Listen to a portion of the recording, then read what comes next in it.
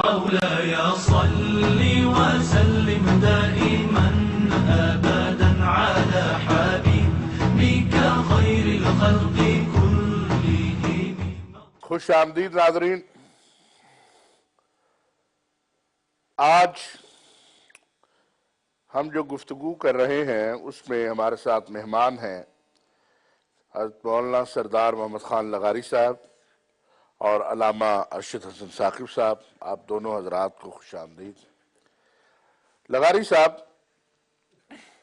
حضرت علی حجویری رحمہ اللہ بڑی شخصیت، عالم اسلام میں ممتاز مقام، اس خطے میں اسلام کے لانے والوں میں ایک وہ بھی نام ہے، اور اسی مہینے میں ان کی وفات ہوئی. حضرت علی حجویری کی شخصیت کے بارے میں کچھ ہمیں آپ بتانا پسند کریں. بسم اللہ الرحمن الرحیم. نحمدہ ونصلی ونسلم علی رسولہ الکریم، اما بعد. الا ان اولیاء اللہ لا خوف علیہم ولا هم یحزنون. صدق اللہ مولانا العظیم. قرآن حمید کے اندر اللہ تبارک و تعالیٰ نے اولیاء کرام کا ذکر ان الفاظ کے ساتھ ارشاد فرمایا ہے کہ خبردار، الا ان اولیاء اللہ، جو اللہ کے دوست ہیں، لا خوف علیہم، ان کو کوئی ڈر نہیں، ولا هم یحزنون، نہ وہ حزن اور غمگینی کا مرتکب ہوتے ہیں، یعنی ان کو یہ درپیش آتی ہے. اب اولیاء اللہ کون ہیں؟ اس کے لیے آپ کو یہ بات سمجھنی چاہیے، ہمارے عوام کو، ہمارے ناظرین اکرام کو، کہ اولیاء اللہ کا سلسلہ صحابہ اکرام اور اس کے بعد وہ پاک بازان امت ہیں جنہوں نے علم کو پڑھا اور اس پر عمل کیا. چونکہ حضرت نبی کریم صلی اللہ علیہ وسلم پر نبوت کا دروازہ بند ہو گیا. آپ آخری نبی ہیں، آپ کے بعد کوئی نبی نہیں ہے. اب امت کا جو دعوت کا پروگرام ہے، ان کو دعوت دینا اور ان کو نیکی کے راستے پر گامزن کرنا، یہ اولیاء کرام کا کام ہے. اور یہ نبی کریم صلی اللہ علیہ وسلم کے علم کے وارث ہیں، اور انہوں نے دنیا کے مختلف گوشوں کے اندر جہاں پر نبی کریم صلی اللہ علیہ وسلم نہیں گئے، وہاں صحابہ کرام گئے ہیں، اور انہوں نے اسلام کے جھنڈے کو بلند فرمایا. بر صغیر پاک ہند جہاں ہم رہتے ہیں، یہاں پر جو شخصیت سب سے پہلے اسلام کے نور کے ساتھ تشریف لائی، یہ حضرت داتا گنج بخش علی حجویری رحمۃ اللہ تعالی علیہ، عرف عام میں ان کو داتا گنج بخش کہا جاتا ہے. حضرت علی حجویری رحمۃ اللہ تعالی علیہ وہ شخصیت ہیں جو غزنی سے اٹھے اور انہوں نے علم کو پڑھا اور اس علم پر عمل کیا، اور پھر آپ لاہور کے اندر تشریف لائے. لاہور اس زمانے میں آج کے لاہور سے مختلف تھا، چونکہ اس وقت دارالحکومت ملتان تھا.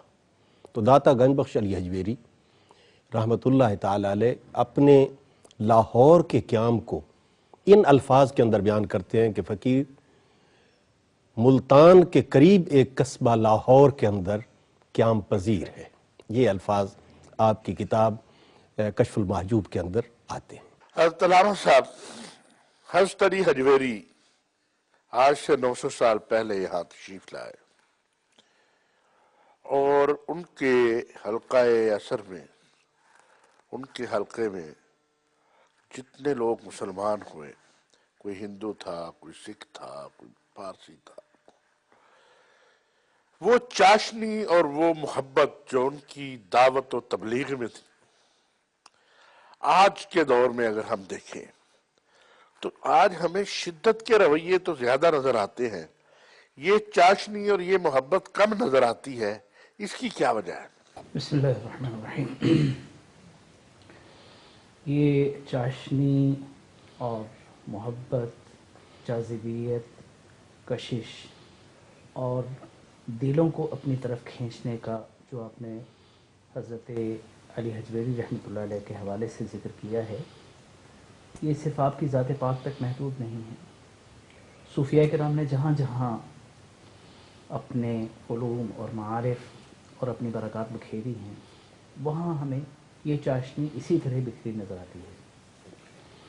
اور جو آپ کا بنیادی سوال ہے کہ اس چاشنی سے آج محرومی کیوں اور اس قدر محرومی کیوں، بلکہ محرومی سے بڑھ کر اس چاشنی کے الٹ آج شدت، تیزی، تندی اور ایک دوسرے سے دور کرنے کا رویے یہ ہماری زندگی کا حصہ بن چکے ہیں، بلکہ ہماری بدقسمتی ہے کہ آج ہماری پہچان بن رہے ہیں۔ حالانکہ اسلام ایسا نہیں ہے۔ اسلام نبی کریم صلی اللہ علیہ وسلم کا لایا ہوا دین ہے، اور آپ صلی اللہ علیہ وسلم کی ہستی کیا تھی کہ آپ کو ایک بار دیکھ کر آیا دنیا ان سے بھاگتی تھی، یا آپ کے قریب آتے ہی، آپ کو ایک بار سنتے ہی، آپ کے مجلس میں ایک بار بیٹھتے ہی آدمی ہمیشہ ہمیشہ کے لیے آپ کا گرویدہ ہو جاتا تھا؟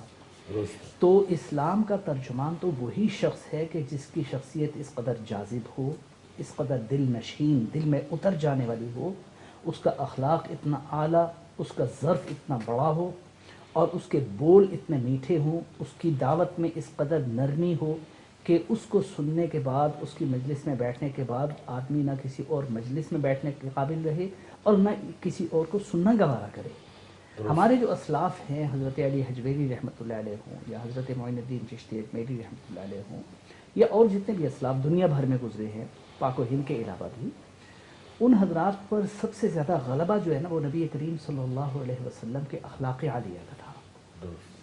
تو اخلاق عالیہ کا چونکہ ان پر غلبہ زیادہ تھا، تو اس اخلاق عالیہ کے تغلب نے انہیں پازیٹیو نیگیٹو دونوں پہلوؤں سے نہایت جامع بنا دیا تھا۔ پازیٹیو پہلو سے مراد یہ ہے کہ وہ اخلاق فاضلہ جو انسان کو اعلیٰ ترین معیار پہ لاتی ہیں، صبر ہے، شکر ہے، ایثار ہے، ہمدردی ہے، وغیرہ وغیرہ، جو اسلام کی بنیادی تعلیمات ہیں، تو ان اخلاق کو انہوں نے اپنا اوڑھنا بچھونا ہی نہیں بلکہ اپنا خمیر اور اپنی فطرت ثانیہ بنا لیا ہوا تھا۔ اور دوسری جانب جن اخلاق رذیلہ سے اسلام روکتا ہے، حسد ہے، کینہ ہے، بغض ہے، غصہ ہے، اور دشمنی، عداوت، نفرت وغیرہ وغیرہ، ان تمام جذبوں کو انہوں نے کھرچ کے، جیسے لا الہ پڑھتے ہوئے انہوں نے غیر الہوں کو، اللہ کے ماں سوا تمام معبودوں کو اپنے دل سے کھرچا، اسی طرح ان گھٹیا، رذیل اور رقیق رذائل کو، اخلاقیات کو انہوں نے اپنے دل و دماغ سے ہمیشہ کے لیے۔ لغاری صاحب، حضرت علی حجویری کی تعلیمات سے اگر ہم ابھی جائیں داتا دربار تو ہزاروں لوگ کھڑے ہیں، لنگر تقسیم ہو رہا ہے، لیکن وہ ہزاروں ہی ایک دوسرے کے اوپر اسی طرح چڑھائی کرتے ہیں جیسے کہ بالکل ان تعلیمات سے دور ہیں۔ ہمارے ناظرین کو حضرت علی حجویری کی تعلیمات سے کچھ اخلاق، محبت، برداشت کی باتیں تو بتائیے۔ مجھ سے قبل جناب یہ ارشاد فرما رہے تھے کہ چہرہ ایسا ہونا چاہیے کہ لوگ دیکھ کر اس چہرے کی زیارت کر کے اس نظریے کو قبول کریں۔ تو میں یہاں حضرت عبداللہ ابن سلام کا واقعہ ضرور عرض کروں گا کہ جب آپ فرماتے ہیں کہ میں نے نبی کریم صلی اللہ علیہ وسلم کی زیارت کی تو میں نے اسی وقت اپنے میرے دل نے گواہی دی تھی کہ یہ جو آدمی گفتگو کر رہا ہے اس کا چہرہ بتا رہا ہے کہ یہ جھوٹ نہیں کہہ سکتا۔ اللہ، یہ اولیاء کرام انبیاء کا پرتو ہے، ان کے نور کا ہی جلوہ ہے، اور ان کے جو دل ہیں وہ صاف ہیں۔ جیسے قرآن کریم نے ارشاد فرمایا کہ هو الذی بعث فی الامیین رسولا منہم یتلو علیہم آیاتہ ویزکیہم ویعلمہم الکتاب والحکمہ۔ یہ نبوت کی ذمہ داریوں میں سے چند ذمہ داریاں ہیں جو قرآن کریم نے ارشاد فرمائی ہیں۔ تو یہ تزکیہ نفس، یہ بزرگان دین کی پہلی سیڑھی ہے کہ یہ لوگوں کے دلوں کو پاک کرتے ہیں۔ آج ہمارے دلوں کے اندر جو صفائی ہے وہ کرنے والی آنکھ نہیں ہے، وہ کرنے والا چہرہ نہیں ہے، جس کی وجہ سے پورا معاشرہ، کیا ہوا لغاری صاحب؟ وجہ یہ ہے کہ ہم نے ان بزرگان دین کے جو تعلیمات نام تھی، کو صرف پکڑا ہوا ہے، نام کو پکڑا، ان کی تعلیم کو چھوڑ دیا. ہم سمجھتے ہیں وہاں نیاز دے آئے بس فرض ادا ہو گیا. اس سے فرض ادا نہیں ہوتا، نہیں ہوتا. بلکہ جب تک ہم کی تعلیمات پر پوری طرح کاربند نہ ہوں، ان سے محبت اور ان کے ساتھ عقیدت کا جو رشتہ ہے وہ جڑتا ہی نہیں ہے. حضرت داتا گنج بخش علی اجویری جب اس خطے میں تشریف لائے ہیں اور آپ نے آ کر اسلام کی شمع کو روشن کیا ہے، یہ سارا کفرستان ہند تھا، یہاں مسلمان نہیں تھے، مختلف مذہبوں کے لوگ یہاں پر آباد تھے. آپ نے آ کر کسی سے نفرت نہیں کی ہے، بلکہ ان کو آ کر محبت کے ساتھ وہ پیغام دیا جو نبی کریم صلی اللہ علیہ وسلم نے عرب کے ریگزاروں میں دیا تھا. اور آپ کے اس کلام کے اندر یہ اثر تھا کہ لوگ جوق در جوق اسلام کے اندر داخل ہوئے. اور آپ کا کردار یہ تھا کہ ان لوگوں کو جو بات آپ منہ سے کہتے تھے وہ آپ کے کردار کے اندر بھی ان کو جھلکتی نظر آتی تھی. آج ہمارا المیہ یہ ہے کہ ہم اولیاء قول و فعل کا بھی تضاد آ گیا. تضاد ہے، عدم ممبر و برداشت ہے. محراب پہ بیٹھا ہوا شخص جو ہے علامہ صاحب، اس پہ تو یہ بڑی ذمہ داری عائد ہوتی ہے کہ اس قول و فعل کے تضاد کو ختم. آج ہمارا معاشرہ اگر ہم حقیقت پسندی سے دیکھیں تو باقی دیگر معاشروں کے مقابلے میں، بلکہ میں یہ اگر کہوں، مجھے آپ اجازت دیں کہ آج ہم یورپ، برطانیہ میں جاتے ہیں، وہاں سچ کی ترویج ہے، وہاں قانون کی بالادستی ہے. ہم یہاں آتے ہیں، وہاں میں نے کبھی نہیں دیکھا کہ یورپ کے اندر کوئی شخص اپنا مال بیچنے کے لیے حضرت عیسیٰ کی قسم کھاتا ہو، چاہے وہ مسیحی ہے چاہے وہ یہودی ہے. لیکن یہاں ہم اپنا مال بیچنے کے لیے اللہ کی قسم کھا رہے ہیں، اور ہمیں پتا ہے کہ مال میں ہم نے کیا کیا ہوا ہے. یہ کیا رویہ ہے؟ یہ کیا؟ مولانا، یہ معاملہ مسلمان اور عیسائی کا نہیں ہے کہ اسے ہم امت مسلمہ کی خرابی یا کمزوری یا اخلاقی گراوٹ کا نام دیں. یہ پاکستان اور یورپ کا آپ اس میں تقابل کر سکتے ہیں، ایک غریب ملک اور ایک امیر ملک کا آپ تقابل کر سکتے ہیں. اور یہ اسی پہ مولا آگے ہم بات کریں گے. فی الحال ہمیں ایک وقفہ لینا ہے.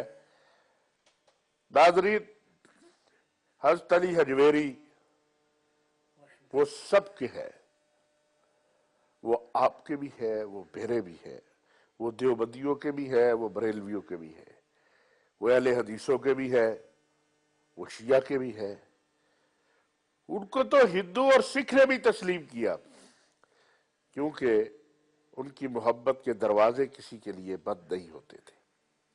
اسی کو آگے بڑھائیں گے، کچھ تلخ سوالات بھی کریں گے، کچھ تلخ جوابات بھی سنیں گے. فی الحال ہمیں لینا ہے وقفہ. مولاي صل وسلم دائما أبدا على حبيبك خير الخلق